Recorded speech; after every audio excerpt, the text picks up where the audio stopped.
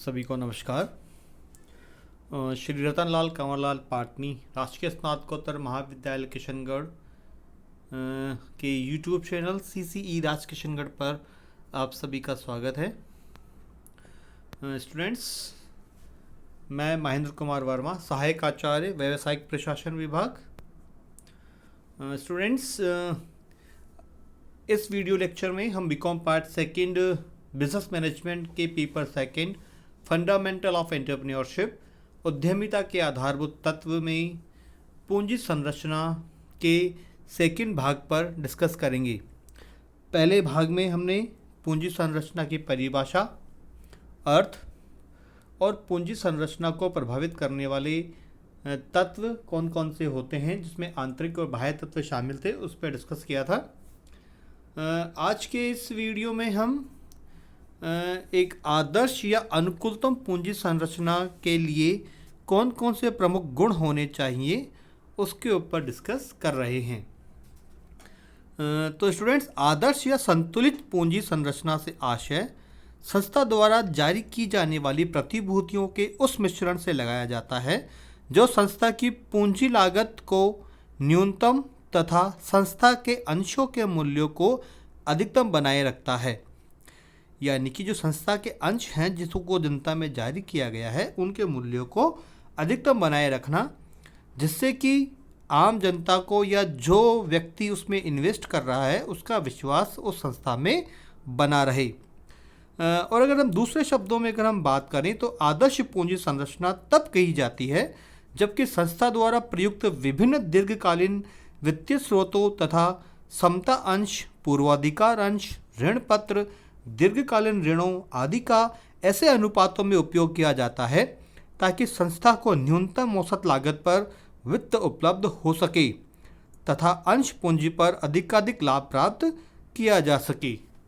तो आज के इस वीडियो में हम आदर्श अनुकूलतम पूंजी संरचना के प्रमुख गुण के ऊपर डिस्कस करेंगे कि कौन कौन से गुण एक आदर्श या अनुकूलतम पूंजी संरचना में होने चाहिए। तो इसका पहला जो पॉइंट है वो है सरलता, सिंप्लिसिटी। आदर्श पूंजी संरचना में सरलता का गुण अवश्य होना चाहिए। जटिल पूंजी संरचना से विनियोजक दुविधा में पड़ सकते हैं तथा पूंजी प्राप्त करना कठिन हो जाता है। अतः प्रत्येक संस्था को प्रारंभ में कुछ ही प्रकार की प्रतिभूतियां निर्गमित करनी चाहिए।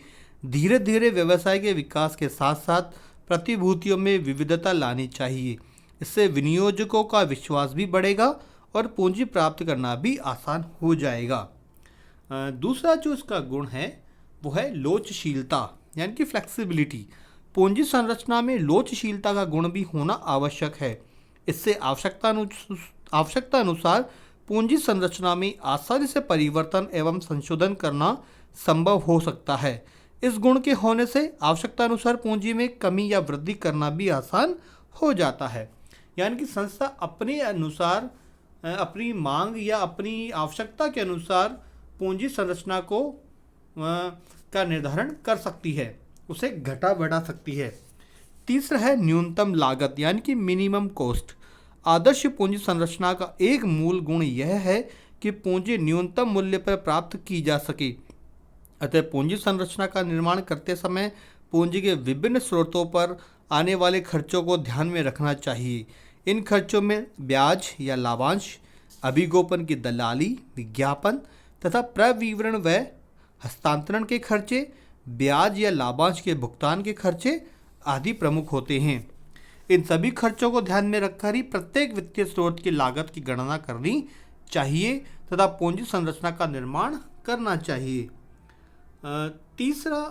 फोर्थ जो पॉइंट है वो है न्यूनतम जोखिम, यानी कि मिनिमम रिस्क। प्रत्येक संस्था के व्यवसाय के साथ कुछ जोखिमें जुड़ी होती हैं। प्रतिस्पर्धा के बढ़ने, करों की दरों, ब्याज दरों तथा व्यवसाय की लागतों में वृद्धि होने, माल की मांग में परिवर्तन आदि के कारण व्यवसाय की जोखिम बढ़ती घटती रहती है। अतः पूंजी संरचना का निर्माण इस प्रकार से करना चाहिए ताकि व्यवसाय पर इन जोखिमों के प्रभाव को न्यूनतम किया जा सके। फिफ्थ पॉइंट है एक आदर्श या अनुकूलतम पूंजी संरचना का गुण के रूप में समता पूंजी पर अधिकतम आय। स्टूडेंट्स, जैसा कि हम सभी जानते हैं कि समता अंश पूंजी के धारक ही कंपनी के वास्तविक स्वामी माने जाते हैं। अतः पूंजी संरचना बनाते समय प्रबंधकों को अपने स्वामियों के हितों को ध्यान में रखना पड़ता है। इसलिए पूंजी संरचना ऐसी बनाई जानी चाहिए ताकि प्रति अंश आय बढ़ सके, यानी कि अर्निंग पर शेयर बढ़ सके। नेक्स्ट जो पॉइंट है वो है अधिकतम नियंत्रण, यानी कि मैक्सिमम कंट्रोल। सामान्यतः समता अंशधारियों का ही व्यवसाय पर नियंत्रण होता है। अतः समता अंश पूंजी पर प्रवर्तकों, संचालकों का नियंत्रण होता है तो उनका व्यवसाय पर सदैव नियंत्रण बना रहता है।